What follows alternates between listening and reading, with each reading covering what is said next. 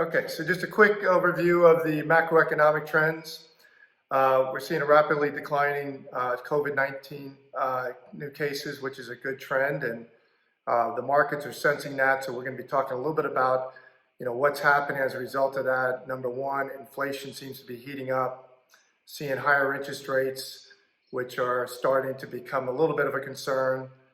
And then we had the recent passage of the 1.9 trillion American Rescue Act, followed on by the possible coming of the 2.2 trillion infrastructure bill, which is being proposed as we speak. A lot of Fed accommodation, which is having its impact. And then the housing boom, which is one of the major consumer behaviors as a result of low interest rates. So a quick review of the economic metrics. We had very strong growth in the fourth quarter. This quarter, we're looking at very strong growth, 4.7%. And some analysts are projecting possibly 6% growth in 2021. A very good indicator of that is a number called the ISM index, which is showing a 60% number, which is particularly strong in any period. If you anything above 50 is growth. 60 is a very strong number, telling us that we're going to see particularly very strong growth this year. The unemployment rate's coming down. However, we're starting to see some inflationary effects in employment compensation, which we're going to talk a little bit about in terms of what are the inflationary pressures that we're going to be seeing as we go into as we continue into 2021. The other number to keep a look at is we're seeing very strong growth in the housing as measured by the Case-Shiller National Home Prices Index. So we'll talk a little bit more about that. And overall, we're seeing the U.S. Treasury now up 100 bips from November, which is a growing concern in terms of what that might mean in terms of potentially stagnation that we might see if it continues to rise, choking off the strong economy that we're experiencing and are hopeful for the recovery from COVID. Okay, so now the market metrics. Very good year so far, considering all the volatility we had as we shift to a broader participation in the markets. The Dow kind of representing that. Large cap growth seems to be now taking the lead.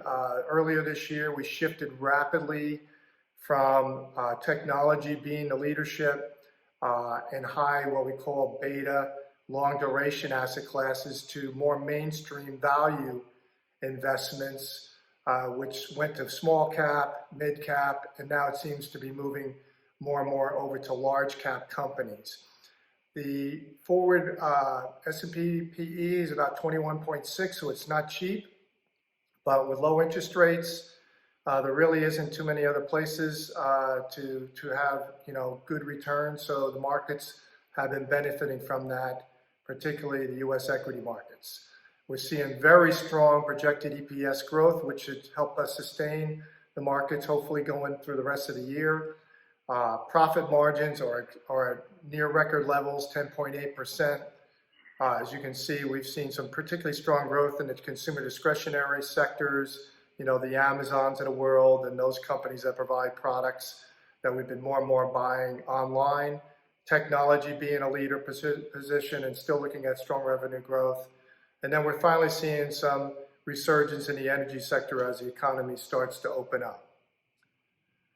Okay, so we talked a little bit about this in our previous report that, as you go past an election and now that we're into 2021, we've been moving a little bit more towards what we call the value side of the market, because mainly is that we have a broader participation of companies that were locked down due to COVID. And that is exactly what is happening, what was kind of projected. If we look at these different investment styles of the market, we're seeing particularly very strong returns in small cap value, mid cap value, and large cap value, whereas the market has shifted away from particularly the technology sector into more of these value parts of the economy, things that you might think about, restaurants, and a broader set of suppliers to the economy that we don't really know sometimes by the first name basis. A little update as to why is this driving, what is driving this particularly part of the cycle. Again, COVID cases is rapidly coming down. I was just looking at the Orange County number, I think, which was a day ago, and it was like 153 new cases in Orange County, which statistically is almost insignificant, although it's still a major concern from a health risk in terms of, the impact to the economy. It seems like it's going to be less and less in effect as we go into 2021. An early indicator that we're going to be moving out of COVID is always the bond market to keep an eye on. And the bond market sensed that we were going to have a change occurring in the early part of this year. As we see here, you see that the interest rates on the 10-year Treasury went up from 0.75 now to 1.75 almost. And that is causing a little bit of volatility in our markets because it's been such a rapid increase that a lot of things are tied to interest rates, particularly, anything that's on the consumer level, mortgage rates, credit cards, auto loans.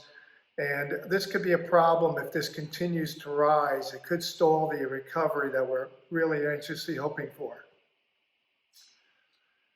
We're also seeing, because of that and because of what's happening with the amount of growth that we're experiencing, we're seeing a rapid change in interest rates, which we saw, and the expectations of inflation.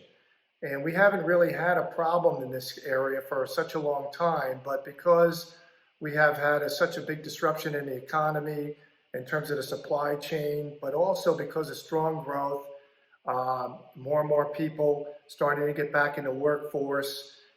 There's just a limited amount of resources right now to supply the broader economy at this stage. So we're starting to see some inflation effects. This is a bigger problem going forward. If this continues, it might mean that we might have to do something at the Fed level, which would maybe stall some of the growth that we're seeing, particularly with higher interest rates, with the Fed having to get engaged and raise rates. The 10-year tips is another measure of inflation, so we're seeing that starting to rise for the first time. Again, another indicator of early warning signs of more inflation in the economy. Just to look at some of the yield spreads, this gives you a good idea about the business cycle as well as where we are in any stage of an economic cycle. As you see in some of the previous recessions, when interest rates rise such precipitously like we're seeing today, that has ultimately led to a recession.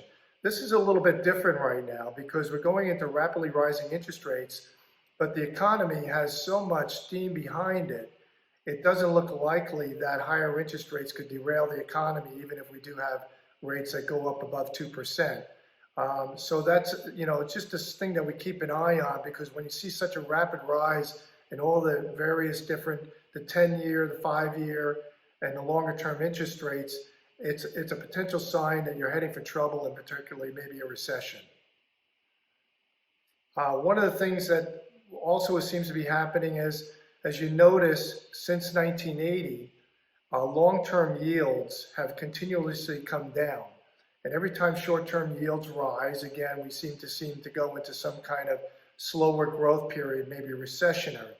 But as you notice, the rates never go back up to where they were at the previous recession. This is a sign of debt, that the economy now, because of massive debt, has less of an upside in terms of economic growth, sustainable economic growth. And this is a kind of a problem that we're going to be dealing with as we go forward, because we have more debt, we're increasing the debt with more stimulus in the economy, and it's going to take away from the productive side of the economy and maybe limit our long-term sustainable growth rates. Just another way of looking at interest rates with the business cycle. As you see, we went through the COVID downturn, and now we're back up on the upside. One of the other things that's also an indicator of potential inflation, potential sources, is the money supply. We've had a rapid increase in the money supply, which is generally driven by lower interest rates, which people typically take out more loans. Loans create new money in the economy, which increases the money supply. And so we're seeing that continually go up, with more and more Fed intervention and keeping rates low, etc. The velocity of money continues to be slow or at a substandard rate, which is actually a good thing with all the new issuance of debt. And so going forward, this shows us that we're basically operating at an economy that's going to be kind of a little bit slower growth in general over the long term, just because the velocity of money is lower. This gives you an idea of what's going on at the Fed level.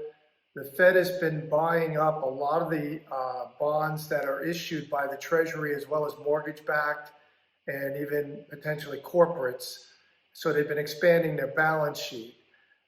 This is, kind of a longer-term trend, but it's telling you that the Fed is actively engaged in trying to keep interest rates low.